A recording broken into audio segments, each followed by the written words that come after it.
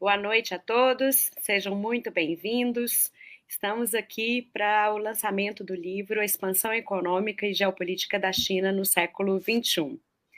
Então, estou com os meus queridos Javier Wardell, Samuel Spellman e Bruno Hemming, nós coordenadores do curso de pós-graduação em China Contemporânea da PUC Minas. A Javier, para além disso, é um coordenador dessa obra, que trata de vários aspectos da China contemporânea. Nós falaremos um pouquinho sobre cada um dos capítulos e gostaria de convidar vocês para o curso, né, de China Contemporânea. As matrículas estão abertas. Estamos com a expectativa da próxima turma começar em setembro agora.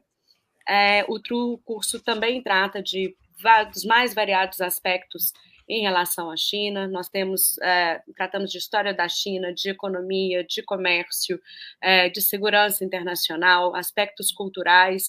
Então, a proposta do curso é dar aos nossos alunos uma visão muito ampla do que é a China hoje, do que é a China no mundo de hoje, quais são as pretensões da China, as relações da China com os demais estados, quais são as principais questões que a China enfrenta hoje dentro dos mais variados parâmetros. E o nosso curso tem sido um sucesso, nós estamos muito felizes com as turmas que tivemos até agora, e convidar vocês para dar uma olhadinha na nossa página. Nos colocamos à disposição para sanar eventuais dúvidas em relação ao conteúdo do curso, à proposta do curso. Vocês podem entrar em contato conosco através do link. Vou pedir para o Bruno depois colocar aqui para que vocês também acompanhem e possam ter acesso. Aí o Bruno colocou. As informações e inscrições estão nesse link e convidamos vocês a dar uma olhadinha ali e entrar em contato conosco. E, como eu disse, a próxima turma tem a expectativa de começar em setembro. Então, feito esse anúncio do nosso curso, vamos passar para o objeto principal da nossa live hoje, que é falar um pouco sobre o livro, né? O lançamento do livro, do qual nós todos participamos, e mais outros autores, colegas, amigos, estudiosos de China. Então, vou passar a palavra para o Javier agora. Boa noite a todos e todas, tudo bem? Pessoal, de longe, Bruno, Mariana, Samuel aqui e todos que estão ouvindo. Bom, é uma grande satisfação poder ter basicamente elaborado e trabalhado nessa obra em conjunto com meus colegas e amigos Alexandre Leite e Leonardo Ramos, que organizamos esse livro. Nesse livro tentamos pelo menos sintetizar um pouco nos últimos anos desse processo de expansão econômica e geopolítica da China, como o livro bem ilustra no seu título. É uma segunda edição de um livro vermelho que esgotou. Foi publicado em 2018. Ainda tem gente querendo comprar, tem em e-book na editora da PUC Minas e também na Amazon está à venda. Esse livro vermelho foi um sucesso e decidimos trabalhar numa versão ampliada e atualizada. Só que, sinceramente, pessoal, ficou outro livro. Outro livro. Eu acho que são complementares. São datados, mas são complementares. A Mariana participou em ambos livros, mas o trabalho dela agora aborda a questão de Taiwan, era Mar do Sul da China, foco da tese dela. E se incorporaram o próximo doutor Samuel e o doutor Bruno Hemming num capítulo focado basicamente no mercado de ações da China, feitos pós-crise de 2008. Depois vou passar a palavra um pouquinho para eles, para que resumam mais ou menos o capítulo e de que trata o capítulo. Porque a nossa ideia não é um lançamento no sentido pomposo do livro, e sim uma primeira apresentação. Nós vamos fazer lançamentos presenciais já estamos marcando um lançamento presencial do livro na livraria Quixote, em Belo Horizonte. Já recebi convites para São Paulo e Porto Alegre, e eu acho que durante o próximo semestre, seja o professor Alexandre Leite, que trabalha na Paraíba, seja o professor Leonardo Ramos, que já fez o lançamento presencial na unidade de Poço de Caldas, no curso de Relações Internacionais. Inclusive, compartilhei nas redes sociais e os alunos de Relações Internacionais adoraram. Também esgotaram os livros que levou o professor Leonardo para Poço de Caldas. Assim que é uma grande satisfação. Nós utilizamos... Primeiro saiu em e-book, também está à venda em e-book, né? Mas eu sei que aquele que gosta de livro, que aquele que gosta de estudar, prefere o físico, né? É um livro bastante acessível, né? Vocês podem consultar aí, se Bruno depois compartilha o link da editora da PUC Minas, que vende online, ou da Amazon. É um livro relativamente acessível e, bom, e realmente ficou uma ótima qualidade, né? O livro, decidimos, assim como foi a primeira versão em 2018, são 13 capítulos e uma introdução escrita pelos os três editores, organizadores. Decidimos que 5 capítulos originais ficassem na língua espanhola, ok? Assim como o anterior, que tinha, acho que tinha 3. Né? Então, dos 13, 8 em português, 5 em espanhol.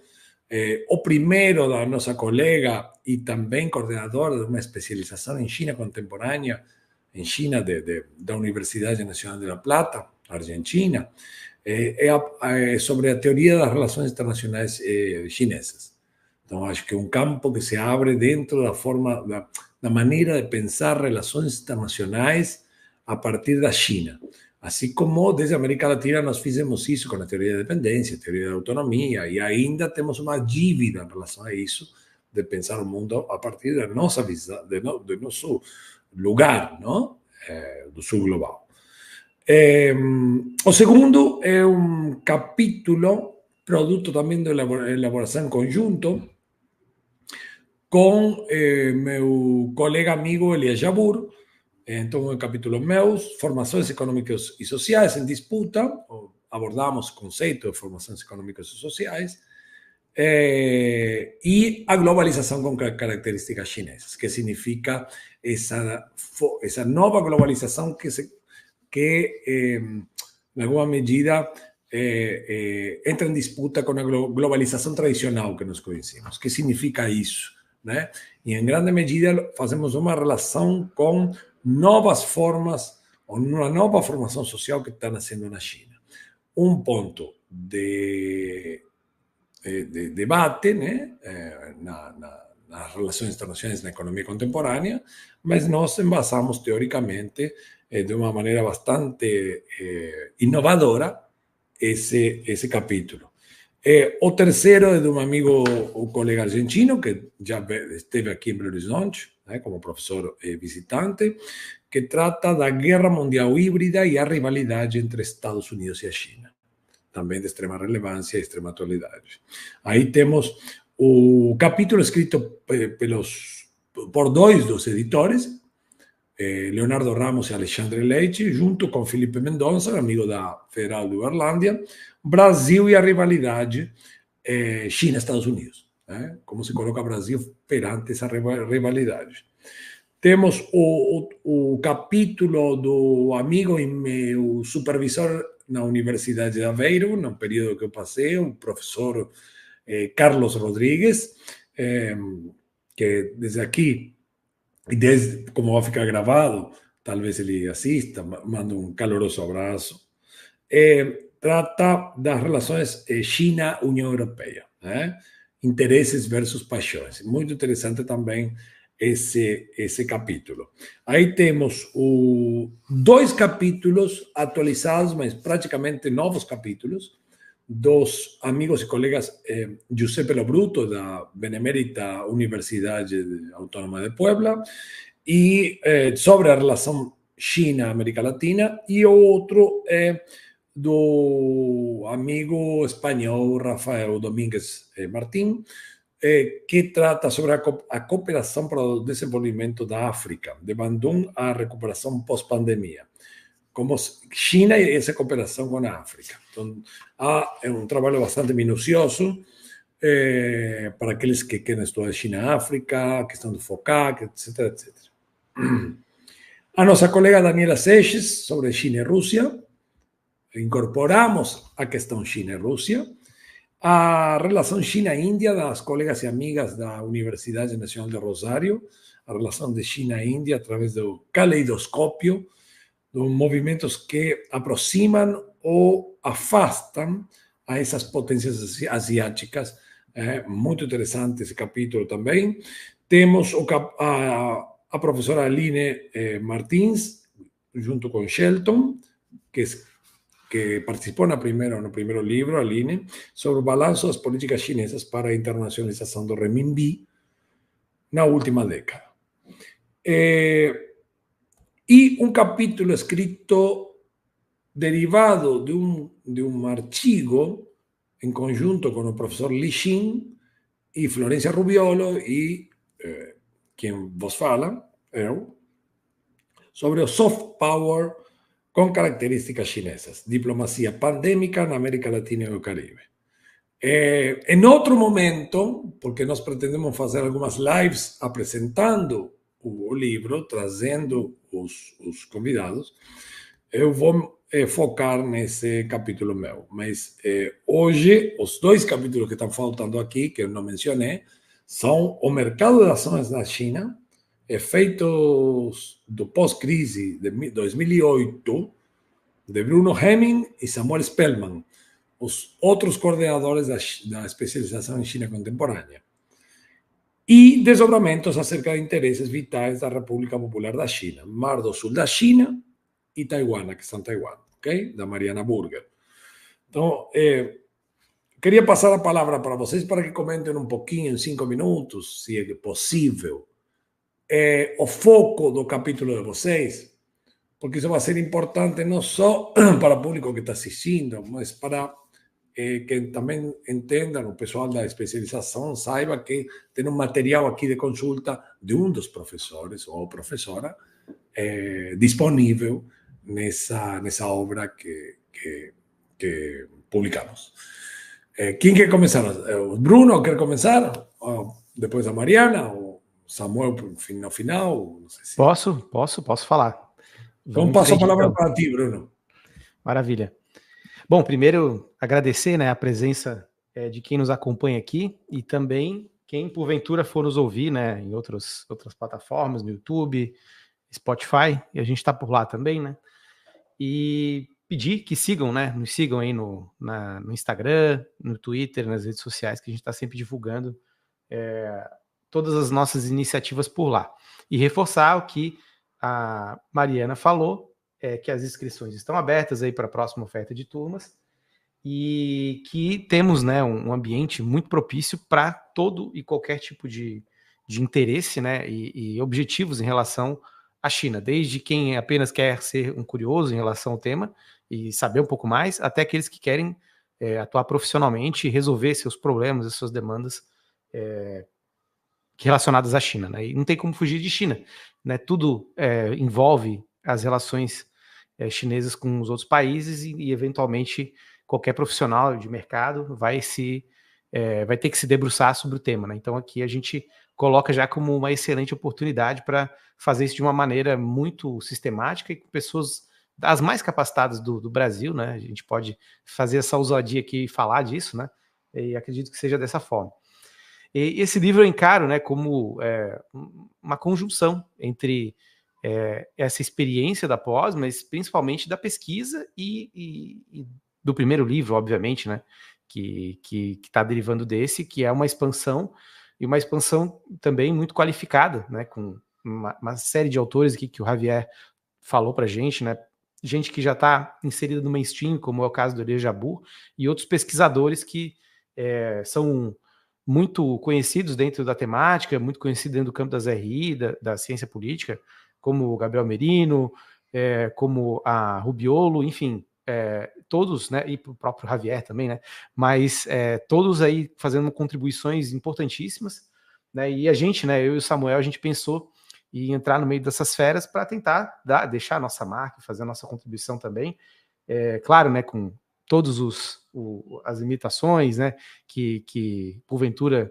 os nossos críticos possam achar, né, mas eu acredito que a gente conseguiu trazer uma visão sobre algo que é muito pouco explorado dentro do próprio nicho de análise da China, né? O nicho de análise que eu me refiro aqui seria a economia, porque nós vemos aqui uma série de casas de análise no Brasil e até no exterior, mas principalmente no Brasil, né?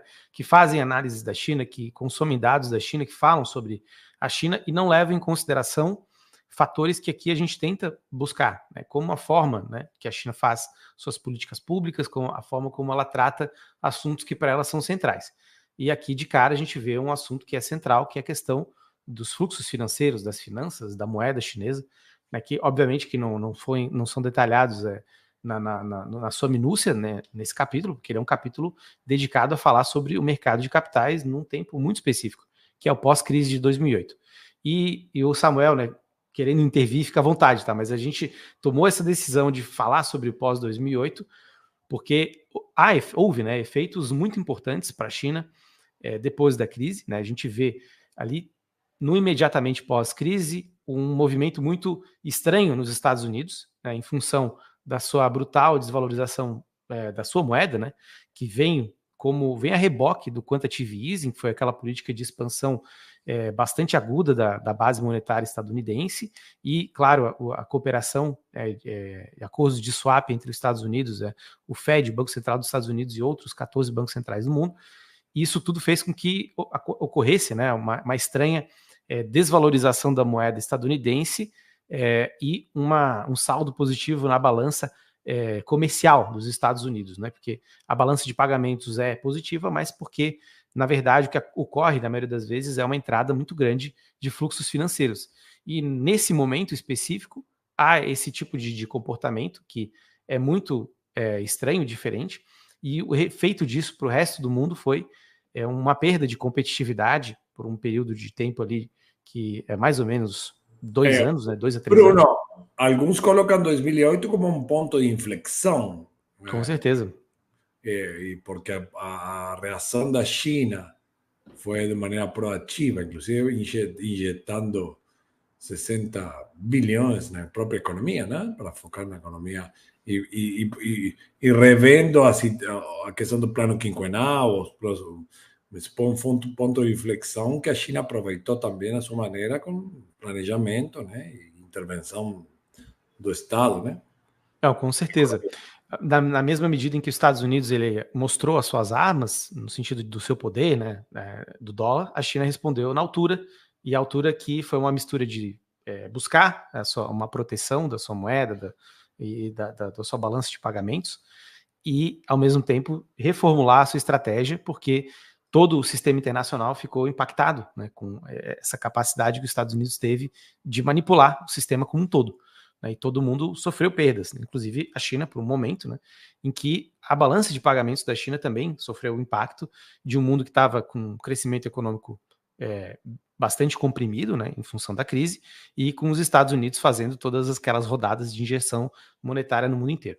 Mas tudo isso para a gente focar no mercado acionário, e a gente vem com o argumento, né, de mostrar que foi uma ferramenta também que a China utilizou para fazer aquela reciclagem do capital, ou seja, fazer com que aquele dinheiro, né, que necessitava de circular, né, porque como economia deprimida no restante do mundo por algum tempo, isso precisava acontecer de alguma forma.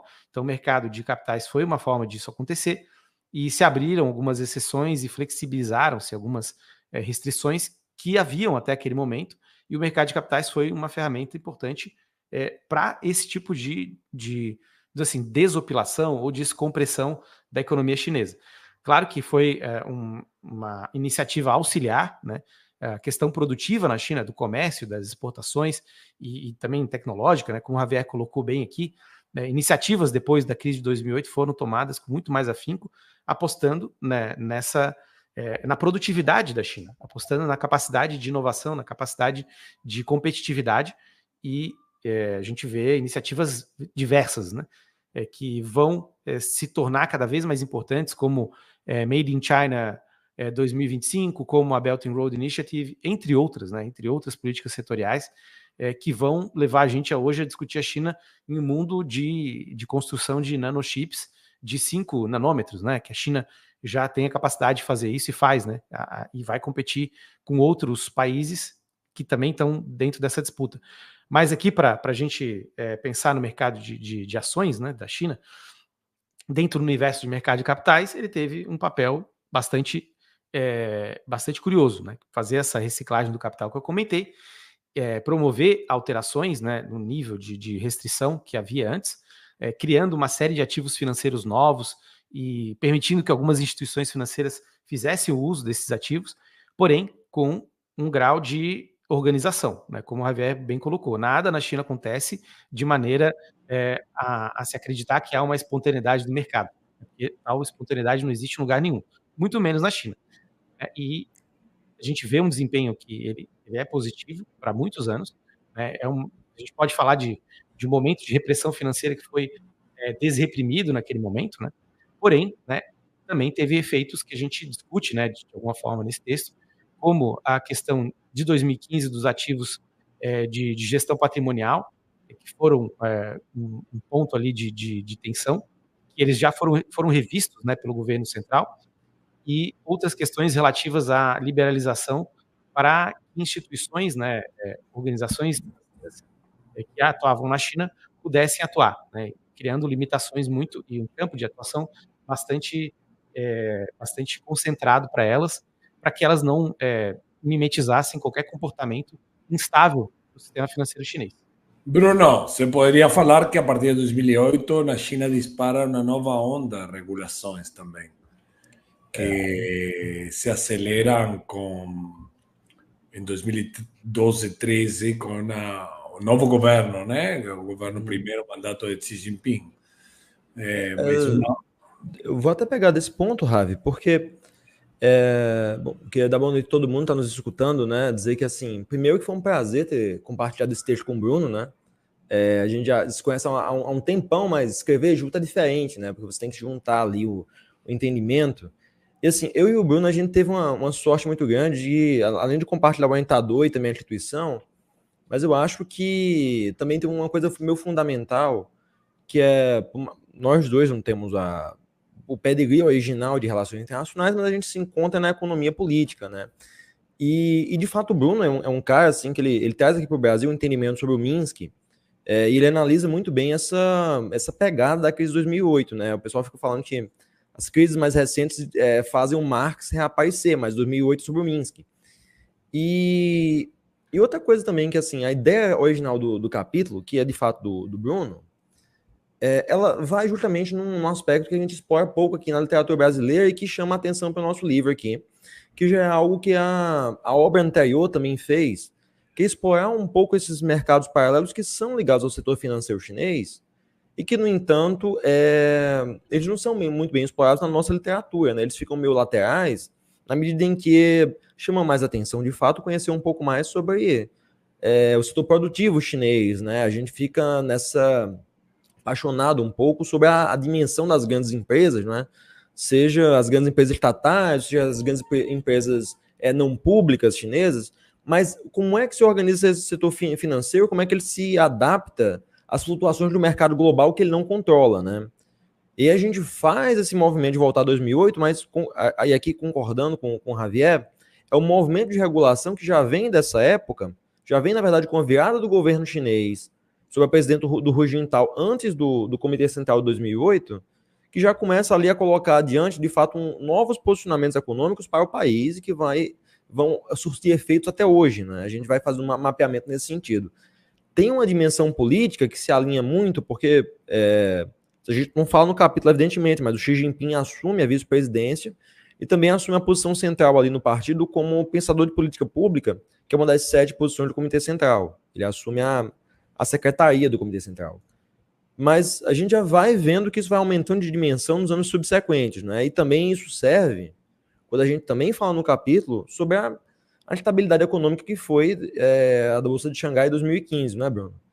Então a gente vai vendo, na verdade, o quê? Um país que ele vai aprendendo a lidar com essa estabilidade econômica progressivamente. Isso já vem de antes da crise asiática, do final dos anos 90, e também 2008, que assim foi um aprendizado que ou você aprende ou você perece, né? Então, assim, o Bruno não falou não, mas eu queria convidar todo mundo aí a assistir a disciplina dele, né? Que é a Economia Política Global da Financiarização, que ele passa 4 aulinhas com vocês ensinando mais ou menos o beabá da finança, né, Bruno? Então, assim, levantando aí para você meio que finalizar esse nosso capítulo aí e a gente passar para Mai. Você está mutado, companheiro. Tinha ido. Foi agora, né? Meu conto aqui, a hotkey não funcionou. Mas exatamente. A gente tenta falar um pouco disso no curso, né? E aprofundar coisas que a gente toca aqui, tangencia no capítulo. Mas, em suma, né? A gente buscou mostrar que, apesar de ter havido, né, nesse período específico, uma série de flexibilizações que vieram, né? Depois de um período de regulações, isso tudo foi feito de maneira, né, apesar do caos global, né, de maneira muito ordeira, de maneira que preservasse coisas, né, e situações que a gente não viu no Japão na década de 80, que a gente não viu em outros países que buscaram simplesmente abrir a sua conta de capital e se encontraram em situações problemáticas, né, em restrições externas muito problemáticas, se endividaram em moeda estrangeira de maneira sistemática também. E isso não aconteceu na China, e não ia acontecer de forma nenhuma. E todas as questões mais polêmicas que envolveram o período de 2008 até 2022, se a gente colocar assim, tudo faz parte de uma lógica também de tentativa e erro, de ver o que funciona de acordo com a lógica, né, do funcionamento econômico da China, e se preservando do assédio das finanças globais, né, que elas ainda são controladas pelos Estados Unidos, por motivos aí que a gente já conhece muito bem, né? E é isso, assim, a tentativa foi essa, de mostrar esse desempenho, né? Mostrar que havia também um expertise histórico da China em relação a como as bolsas elas existiram, né, ao longo da sua trajetória, né, que não é uma novidade, né? Isso já na época da Rota da Seda, a gente pode dizer, já existia algum tipo de negociação de ativos, então esse tipo de conhecimento já estava incrustado dentro dos formuladores de política pública, e por isso que não deu certo em termos de expandir o uso internacional da moeda chinesa, mas esse não era o objetivo, né? A gente tem que olhar pelo lado do que a China realmente queria, né? Que é fazer com que o mercado se desenvolvesse de certa forma, o mercado de ações, mas que ele fosse também um experimento e ele tivesse de acordo com as políticas estratégicas de longo prazo do país. Mas é isso. Samuel, se quiser complementar, senão a gente passa para a Maria. Não, só um único adendo, né? Assim, eu me lembrei agora duas coisas, né? A crise de 2015 ela é melhor explorada, pessoal, para quem tiver interesse sobre o que é que foi o movimento regulatório que deu punição também aos mecanismos financeiros irregulares dentro da China, que faziam basicamente shadow banking, né? Que são o quê? São operações feitas crise, fora qual crise? A crise de 2008? Não, a 15, cara. 15, 15. que aí vem a punição em 17. Não, Isso, tá. fala aí, Ravi. Sim. Não, a pergunta falou 2015, eu fiquei perdido, é isso? Não, exatamente. E aí vocês podem analisar isso melhor no capítulo, no primeiro livro, que ele ainda está disponível em e-book, né, Ravi? Na página da PUC Minas, que é justamente do Ravi e do Pedro, né? Do Pedro Neves, que lida justamente com isso. Inclusive, acho que de memória não falha, acho que foi a primeira vez que eu li o Javier, ainda como mestrando, né, na época, no livro dele com o Pedro, nesse capítulo.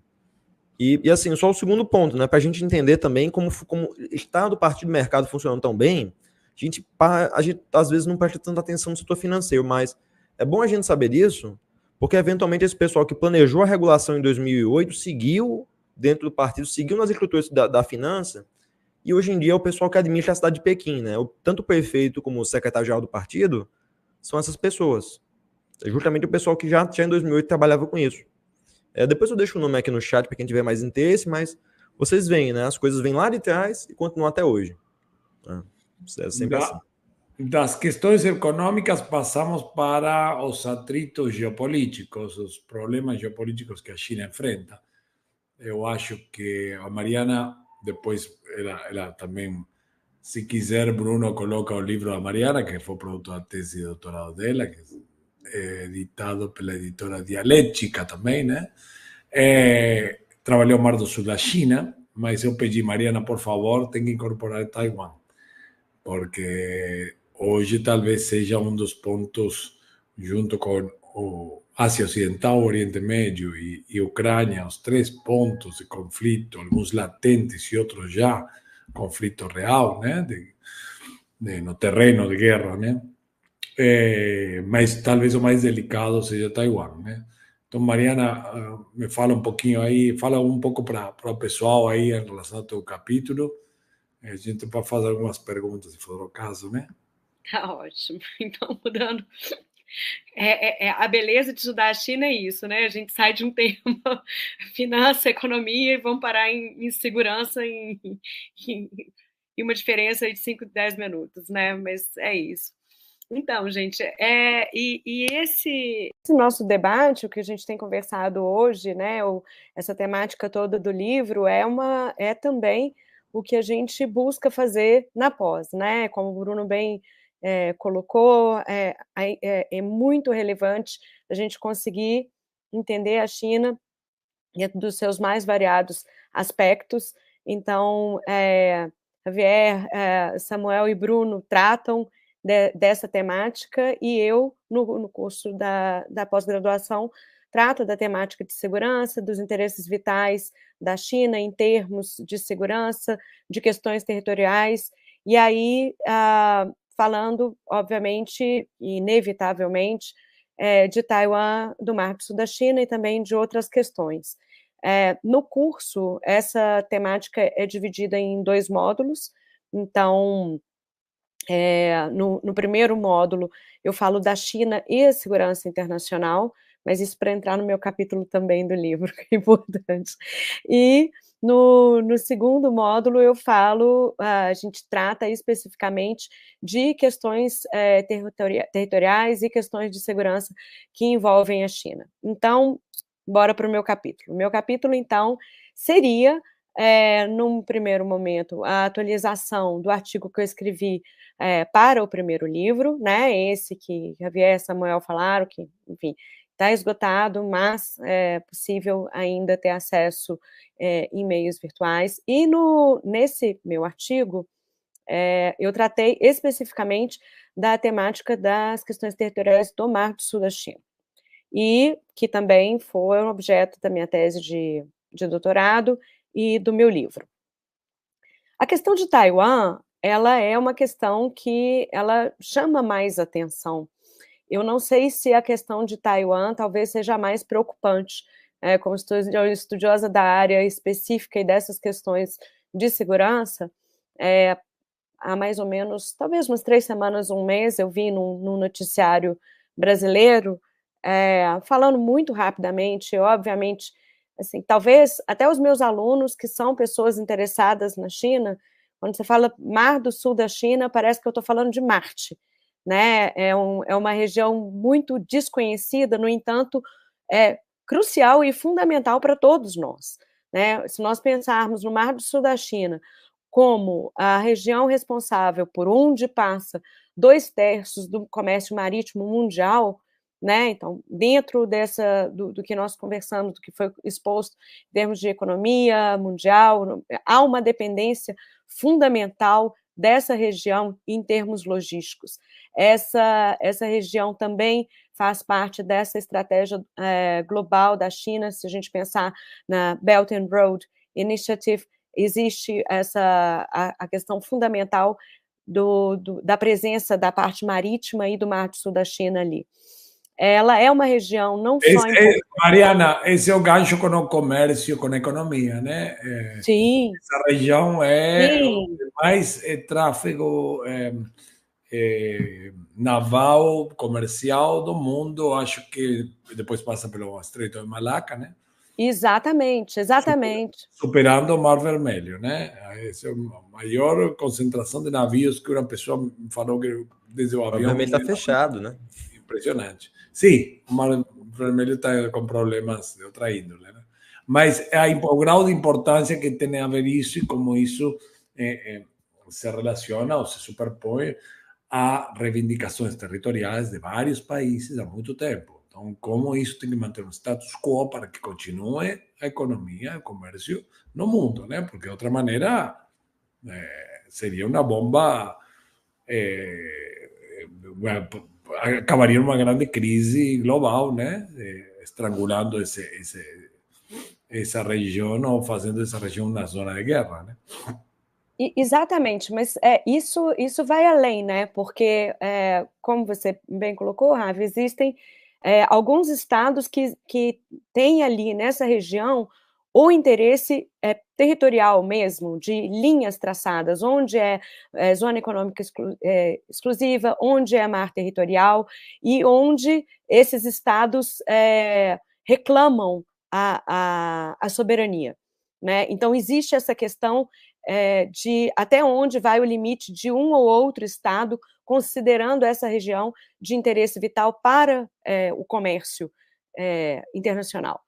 Então, se nós pensarmos apenas nos estados envolvidos nas questões territoriais ali, nós temos de imediato Filipinas, o Vietnã, a Malásia e o Brunei. Algumas vezes essas questões são levadas também para a Indonésia, mas ele está mais longe, e trata-se também dessa questão com as reivindicações de Taiwan. Sob o meu ponto de vista, dentro de tudo que eu escrevi e dentro do que está no artigo e do que eu passo nas minhas aulas, e aí é importante deixar muito claro, eu considero a questão, para essa análise, eu considero a questão fundamental de uma só China. Por que eu falo isso agora? Porque Taiwan também tem interesses nessa região, mas esses interesses eles são abarcados pela China continental e são demandados pela China continental como território chinês. Tá, se fosse só isso, já era muito. O problema é, como é uma linha de comércio vital, para além disso, há outros aspectos que eu vou mencionar daqui a pouco, existe existem algumas teorias que levam alguns outros estados a trafegar nessa região por meios militares, ou fazer patrulhas, ou fazer exercícios militares, comandados não só pelos Estados Unidos, mas pelo Reino Unido, pela França, pela Austrália, pelo Japão, que formam uma série de alianças de acordo com qual é a dinâmica na região, né, naquele momento. Então, eles se unem e se formam para fazer essas patrulhas, para fazer exercícios militares, para necessariamente passar dentro de regiões que a China entende como dela. Então, isso gera atritos diplomáticos severos. Se a gente pensar, por exemplo, né, isso eu tratei na última aula com a turma da pós-graduação, da questão das alianças estratégico-militares que acontecem ali, muito se fala do Quad, né? E aí coloca-se a Índia no meio disso, dessa dinâmica de segurança. Tendo em vista o conflito da Rússia, a guerra na Rússia, e um posicionamento da Índia dentro do Quad, de que a Índia não vai colocar a Rússia numa saia justa, demandando alguma questão relativa ao conflito existente, o Quad está sendo deixado de lado nesse momento e uma nova aliança está sendo formada que é crítica nessa região, que é o que estão denominando Squad. E o Squad entra as Filipinas dentro de um novo governo pós-Duterte, pró-Estados Unidos, onde bases militares americanas estão sendo reativadas, exercícios militares estão sendo realizados ali de uma forma muito constante, venda de armamentos. Então, para que haja, de fato, esse cerco à China pelos mares. Isso tudo dentro de uma certa desculpa de que, na eventualidade da China fechar essa linha de comércio, que eles possam, né, eles são os capitães dos mares, né, os defensores do livre comércio, os defensores dos mares abertos e livres. Então, dentro dessa dinâmica e sob essa justificativa, todas essas potências e esses arranjos de segurança atuam ali, causando um desconforto e beirando um conflito muito iminente. Então, dentro dessa matéria que eu coloquei, que eu ouvi há cerca de um mês, num noticiário brasileiro, é assustador o nível de desinformação que as pessoas têm em relação a essa região, porque eles noticiaram que patrulhas chinesas estavam percorrendo a região e estavam à beira de um confronto com os Estados Unidos. Patrulhas chinesas, patrulhas norte-americanas, japonesas, francesas e do Reino Unido estão ali todos os dias. Isso é só mais um dia naquela região. Então, a maneira como a gente ouve isso como uma grande novidade, pelo simples fato de um desconhecimento do que acontece naquela região, é muito complicado. E para essa região virar um conflito de proporções globais, a meu ver, é muito mais fácil que isso aconteça ali do que, por exemplo, em um conflito envolvendo Taiwan. Por quê? Para além do comércio, existem questões fundamentais de exploração de petróleo e gás natural ali. Grandes empresas petrolíferas têm interesses ali, obviamente em choque com interesses chineses. Há uma questão que essa tem sido bastante debatida, principalmente nos últimos anos, a questão ambiental e de segurança alimentar, não só pelo nível, pela quantidade de embarcações que passam por essa região, não só comerciais, mas militares, mas também por construções de ilhas artificiais, por todos os demandantes dessa região que afetam a fauna marinha e afetam e atingem de uma forma muito imediata a questão de segurança alimentar de todos os estados costeiros ali. Então, são várias as questões que devem ser debatidas ali, e por isso essa região é fundamental. Mariana, então Mariana, uma pergunta. Então, fazendo uma comparação com Taiwan. Em Taiwan há uma linha vermelha mais clara. Amanhã o governo se declara a independência. Embora muito difícil, porque representa 1/3 da população. 2/3 não está contra. Mas a complexidade do Mar do Sul da China é bastante mais multifacetada, né? E todas podem estourar né?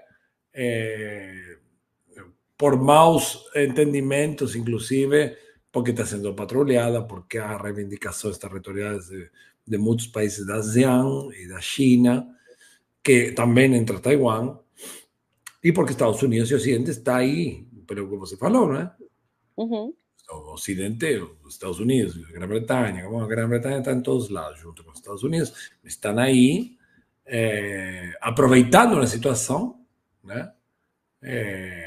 Ou tentando tirar proveito de uma situação, e as notícias chegam, bom, essa é uma característica da nossa especialização, tentar tirar não só os preconceitos em relação à China, não significa não ter crítica, mas também mostrar ao público o que está se passando na região mais dinâmica do mundo, economicamente, que é a Ásia. Hoje o motor da economia global é a Ásia, gostemos ou não. China, Sudeste Asiático, sobretudo da economia produtiva global. Né? E o desconhecimento pode ser fatal para nós. Eu perguntei outro dia, um país tão importante ou mais do que o Brasil, está aí, o Brasil é um país importante, é a Indonésia. Outro dia perguntei para colegas que pessoa ou que colega é especialista na Indonésia. Okay? O desconhecimento nosso, ok que eles têm um desconhecimento também, querem saber sobre a América Latina, mas o grau de importância daquela região supera a nossa. E a cada ano que passa, essa distância, né, entre a importância geoeconômica e geopolítica daquela região em relação à nossa, claro, alguém me falará, não, mas o lítio. Ok, hoje o lítio, o petróleo, recursos naturais, mas nossa região é só recursos naturais, petróleo, lítio para grandes investidores. Né? Agora, desconhecer alguns processos, sobretudo, onde tem o maior fluxo de comércio do mundo, né? O que está acontecendo, como pode impactar uma mal entendido geopolítico aí, como às vezes um grau de tensão mantido no status quo é melhor do que qualquer modificação, né? Às vezes é melhor, né? Manter o status quo para que o circo continue a funcionar. Parece que essas questões demandam um conhecimento não só de um cientista político, de um analista político, e sim também de um analista de mercado, né? Um analista econômico, né? Que queira saber, bom, assim como é tão importante, se é conveniente hoje manter um fluxo comercial pelo Mar Vermelho, como alguém falou aqui, né? Que não está bloqueado, né? Mas corre risco, algumas bandeiras correm risco, né? Cada vez mais com o conflito em Israel, na região de Israel, né? No Oriente Médio. Mas não, só queria colocar isso mostrando o grau de relevância, porque a mídia mostra geralmente alguma questão do Taiwán. Taiwán em primeiro lugar, deixando de lado o Mar do Sul da China. Não significa que não se conheça Taiwán. O segundo é o grau de desconhecimento de que está acontecendo no dia a dia lá, né? E em terceiro lugar, que tem feito a China desde 2013 para evitar que esse lugar seja tão importante. Me refiro ao Belt and Road Initiative, para aprimorar a importância com infraestrutura em portos, mas sobretudo diversificar as rotas de saída do comércio via terrestre, que é mais barato por trem, logicamente que tem que ter a infraestrutura, do que circunnavegar. Então, as rotas comerciais que chegam até a Alemanha, atravessando a Rússia, inclusive a Bielorrússia. Hoje a questão da Ucrânia afetou um corredor pela guerra, pelo conflito. É mais barato do que circunnavegar. E o segundo é pelo corredor de Paquistão, que também tem um elemento geopolítico, mas tem um porto de águas profundas de Gwadar que evita passar por essa região. Então, aí nós temos um movimento da China muito pensado. A China também é um grande país, é o segundo, talvez seja a maior potência econômica daqui a pouco, com poder de paridade de talvez já seja. Capita, talvez já seja, mas a China é dependente de recursos, de alguns elementos, né? Depende e, às vezes, diversificar a sua própria dependência é ganhar autonomia. Então, a China está ganhando autonomia diversificando a dependência, seja dos fornecedores de petróleo, fornecedores de recursos, ou do plano que pode ser abordado inclusive em outra live, o plano de que a China tem de autoabastecimento alimentar, né? Assim que aqueles que querem continuar vendendo soja não vai durar tanto assim como pensam. Pode vender café. O café tem um grande futuro na China, mas assim tudo a elaboração de café tem um valor agregado adicional, valor agregado, né? Muito mais do que vender sementes de soja, né?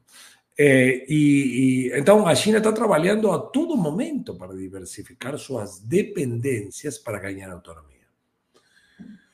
Então, nesse sentido, essa região, descomprimir essa região significa, bom, se em algum momento surgir algum conflito, nós temos outras vias, né? A mesma questão está fazendo a Rússia desde 2014, talvez outro ponto, diversificar, se transformar numa potência alimentar. Isso herança de planejamento dos soviéticos. Mas é verdade, desde 2014 que começa a receber sanções, aconteceu um processo parecido. Na China já está no DNA, né? A China foi por muito tempo uma nação cercada.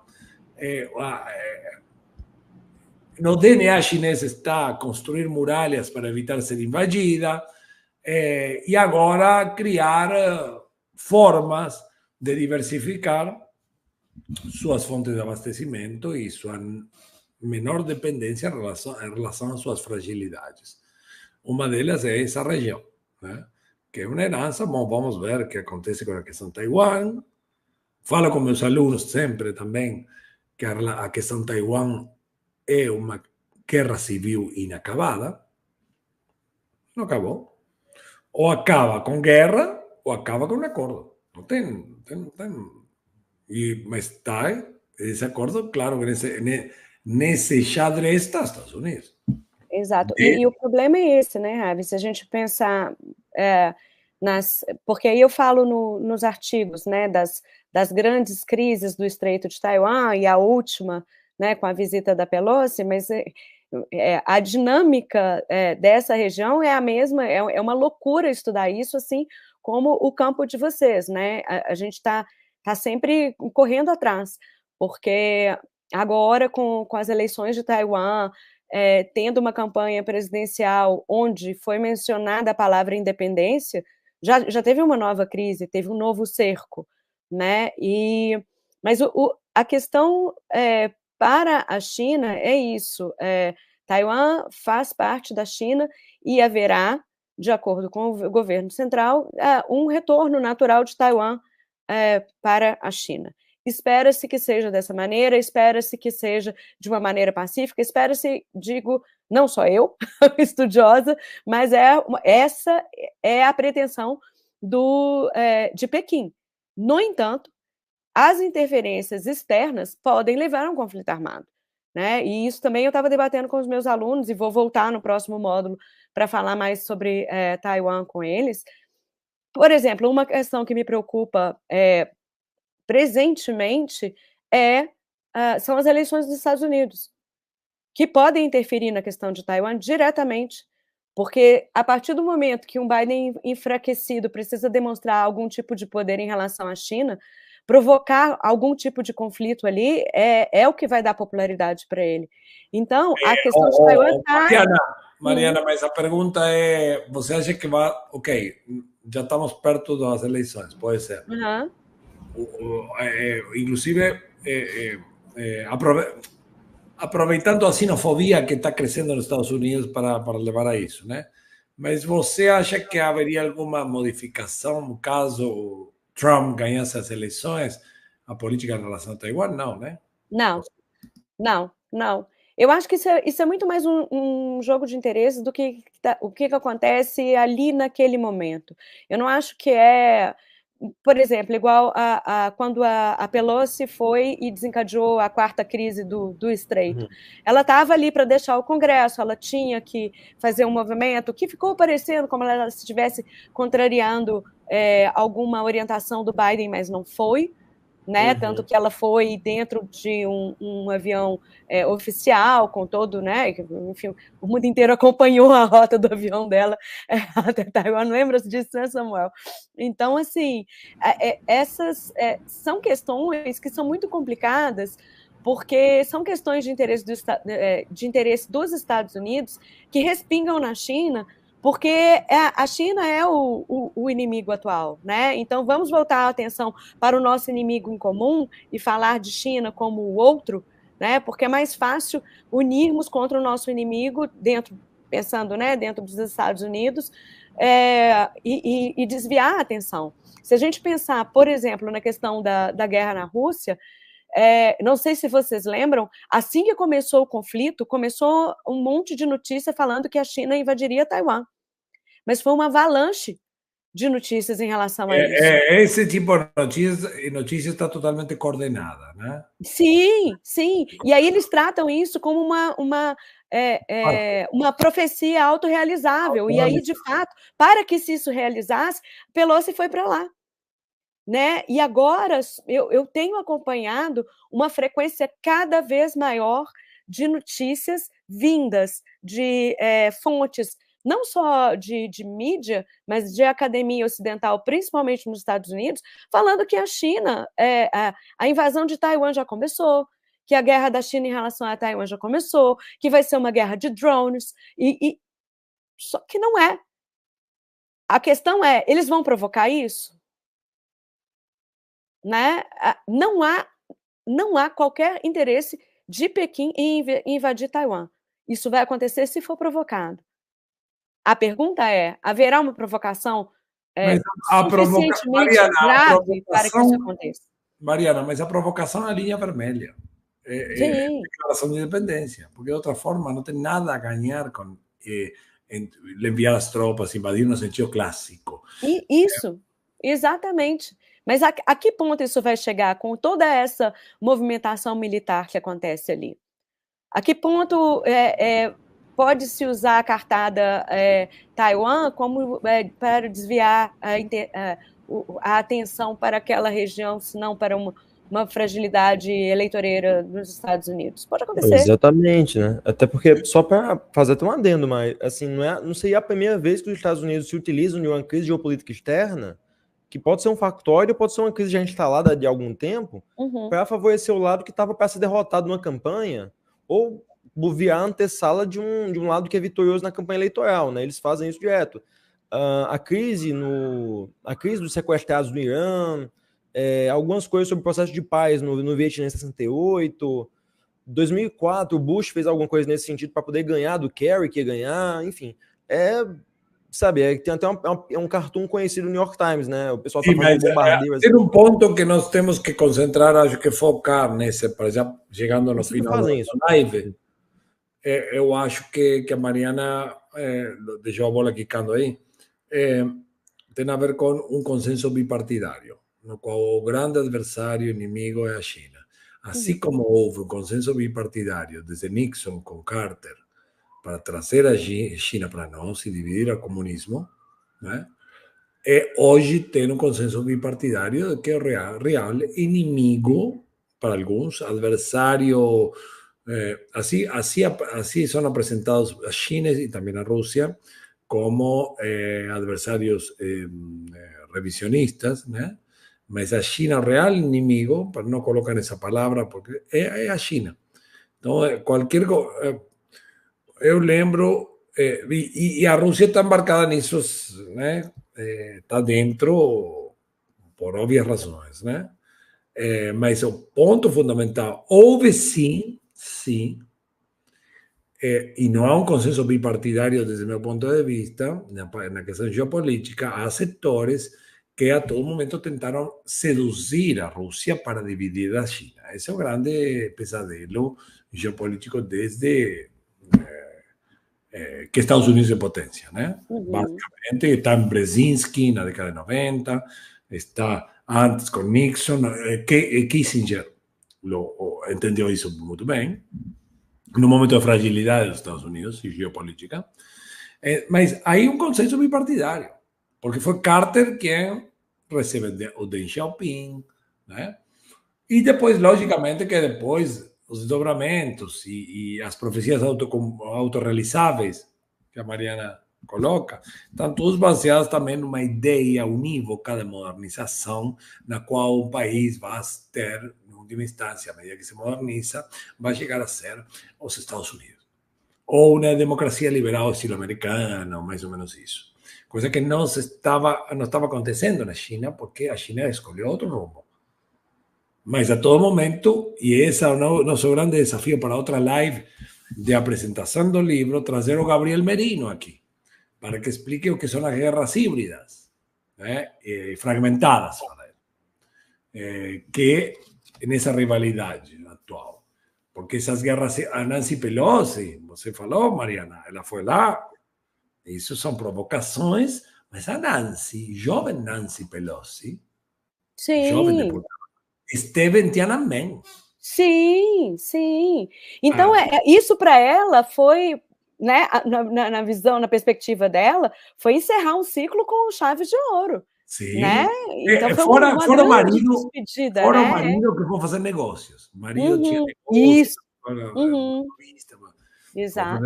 Lítio também envolvido a questão do lítio. Eu lembro que a primeira medida que a China, vocês lembram, a primeira medida que a República Popular da China, o continente, tomou contra Taiwan? Qual foi? Eu lembro. Qual que é a pergunta? Não, qual foi a medida que a China, né, o continente, tomou contra Taiwan depois dessa visita? Alguém lembra? Depois da visita Ela proibiu o comércio de areia. areia. Aí fui ver areia, claro, é anunciada areia, claro. É uma areia especial que é usada para os chips. E sabemos que a empresa mais avançada na elaboração de chips, junto com a Samsung, é a empresa taiwanesa, que vende, grande parte da produção vende para o continente. 70 a 75% do comércio de Taiwan é com a República Popular da China. Ou seja, se a evolução disso seria menos uma invasão chinesa do que a construção de um túnel, como se pensou, entre o continente e a ilha. Porque é a forma chinesa de fazer isso, né? Você te envolve, você já forma parte do mundo. Né? Do mundo. Fora da questão de um país, dois sistemas, Hong Kong também tem sua forma de. Mas é um país. Né? Para eles é um país só. Mas é interessante que não exportou areia, né? Depois foi afrouxado isso, mas no primeiro momento essa areia. Né? Que me chamou a atenção, mas por que não exporta areia? Né? Mas não é qualquer areia, não é areia do mar, né? Mas, galera, então eu acho que essa primeira apresentação nossa, nós podemos realizar outras com autores do livro. Algumas talvez sejam em espanhol, quem se anima aí. O Samuel não tem certa cintura para o espanhol. Não, eu vi a hispanohablante, então. Não tem problema não. Mas aí o Gibson, um seguidor das redes, manda uns parabéns. Eu acho que é um livro muito interessante, muito oportuno. Demanda um esforço interessante, mas eu acho que vai estimular para mais trabalhos parecidos, né, do grupo. Num momento pensamos num livro dos professores da especialização também. Um livro que cada um aborde, que seja acadêmico didático, por que não? Por exemplo, o professor Sérgio Quadros, o Evandro, que está voltando da China agora, esteve um ano na China, está voltando próximo mês temos o Evandro aqui. Evandro Menezes, especialista em Direito em relação com a China há muito tempo, professor da especialização. Bom, vocês também, ou seja, fazer um livro didático das nossas disciplinas, talvez. Que seria... Eu pensei nisso, mas nessa apresentação brainstorm é uma ideia que pode germinar, né, em algum momento. Não sei se alguém tem mais alguma coisa para falar. Insisto, o livro terá... Brunão, pode colocar aí. O livro terá lançamentos presenciais. O professor Leonardo Ramos, em privado, mandou